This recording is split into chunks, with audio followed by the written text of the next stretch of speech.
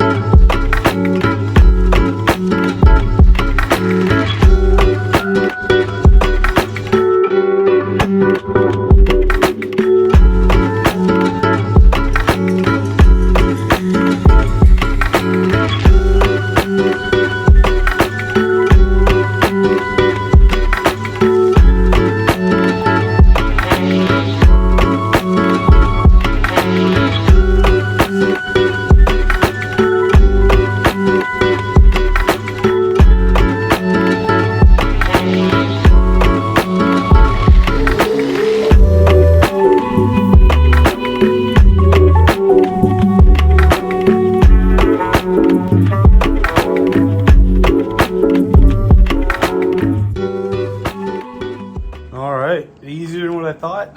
I got the C-clip eliminator out.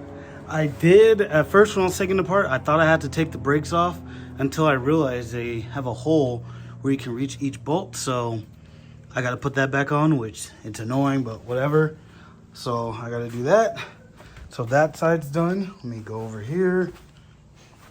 And this side is done. So I'm about to take off the diff cover and pull the carrier out.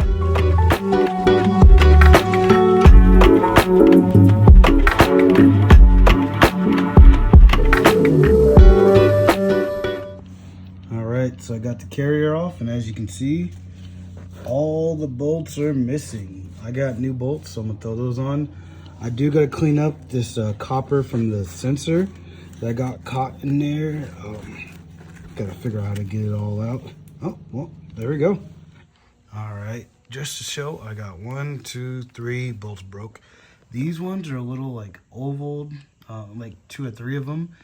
I believe it was maybe these 3, but it should be good. I'm gonna extract these, put the new bolts, make sure the holes are all good, and then I'm gonna put it back together with some Loctite and then throw it back in there. I am glad I bought this kit because without it, I don't think I'll be able to do this. There we go. It's kind of hard. It's not focusing, but the bolt is out. All right, so I'm holding the GoPro. I got my phone over here, but I was messing with it. So I torqued it down. Everything is really tight, like super tight. Also, I need to get a better workbench so I can bolt my vise down because that was hard.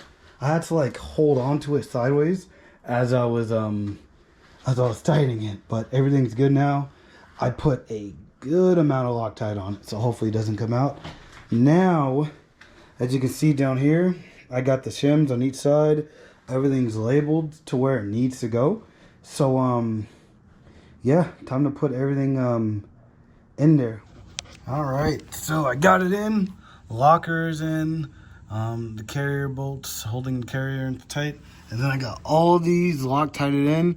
I removed that gear that was all messed up, and then I left the sensor, but I have a block off plate that I'm gonna put on. And from my knowledge, you put the block off plate on top, so I don't gotta worry about taking this off. What I'm about to do is just clean up all the RTV and then reseal it, put the diff cover on, and then put the axle shafts back in, put the brakes, spacers, and yeah, should be done. Finish this in 1 day. Would have been done sooner, but I didn't have Loctite. So let me get to this and I'll get back to y'all. All right, everything is put back together. Extra RTV on the rear diff. Axle shafts are put in, brakes, everything. I did do the RTV like you guys, not the RTV, the Loctite as you guys seen. The only thing I need is extra gear fluid. I didn't put enough in. And then also, this light was out. I just noticed that this wire was disconnected, so let me show y'all.